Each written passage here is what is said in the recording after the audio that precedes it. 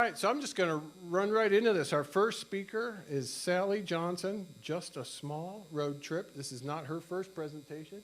She always sneaks up on me, though. Welcome. Please give Sally a round of applause. So, and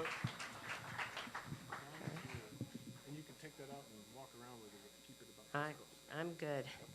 I don't need to walk around. I do have a cold, so you have to excuse me. So, real quick, the reason I call it a small road trip, it was 9 weeks to Alaska by myself. So in 2010, my last child graduated. She moved in some roommates, and I left. So go ahead. So this is what I took. I took a Jeep. I had a tent, and yes, I tent all the way through, and a hostel in the bottom. That was the bathroom that I took a shower. I picked up a moose head on the way, and that was my person to go to because that's the only way I could find my Jeep. And then I hit Glacier and then Pole Bridge. It has the best bakery. It's built by Solar System. And then I met the oldest ranger at Glacier. He was 90 years old. And then, of course, everybody asked, do I see bears? The first bear is the first one. And I saw 55, which I stopped counting at. I actually had one that I kept in my rear view mirror, and it popped up the side of my window and scared the bejeebies out of me. And then, of course, I saw more animals and more animals. You actually see more animals in Canada than you do Alaska. And I think because Alaska is so vast.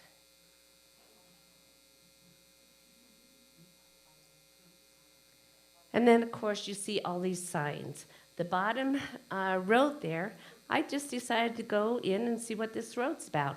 Well, you come across airplanes and their strips, and then truffle hunters. You don't want to go by them because it's like gold.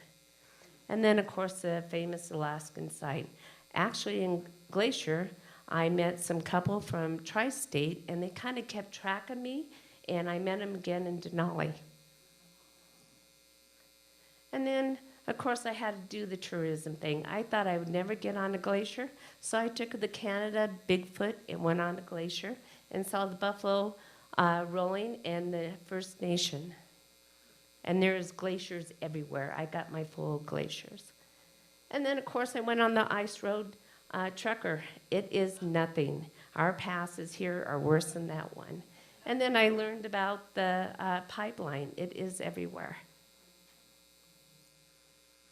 And then, of course, I went all the way up to the Arctic Circle. I did camp there with 2 sleeping bags at about the time about 35 degrees. I saw the sunrise and sunset within an hour of each other. And I saw lots of moose, or muskox, and I saw all the animals going through, sorry. And then I went to chicken camp. That's the only place that I gold pan.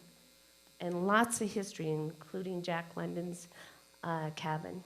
And then, of course, Denali. I was lucky. I was one of the 33% that got to see the top of it.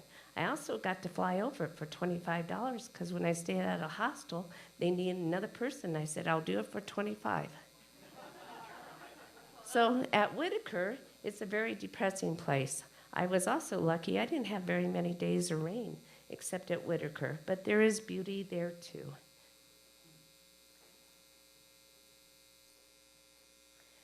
And then I was in Hoster and Homer.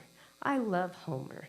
That was the little place I stayed at. I was a woofer, which is a worker of organic farming for a week, and I got to stay free there. And the view from this little place was absolutely beautiful. And then, of course, the Russian influences everywhere. There was this person named Sarah that said that she could see Russia from her doorstep. That's why. And then in Homer, they also have the hidden ones or the unknown ones. And then I found my favorite bookstore ever. You could go in there and read, and not drinking coffee or anything, but they had wonderful books. And then I went to the place called the Salty Dog, and then I met these guys who were on some channel called The Wild Catch. I didn't even know who they were until they shook my hand and they said, don't you want my autograph? I said, I don't even know who you are. And then these are the hidden ones. They are very shy. They make wonderful food like the Mennonites here do, but you have to go down a little road. And then, of course, Skagway. I went to the cemetery there, and I was looking around, and I met a high school buddy that I graduated with, of all places in Skagway, Alaska. And then I did sea kayaking out of Stewart. What a way to do it. No, I'm not strong enough to do it by myself. That's why I paid for a guide to do all the work. And I got to see the glacier calving.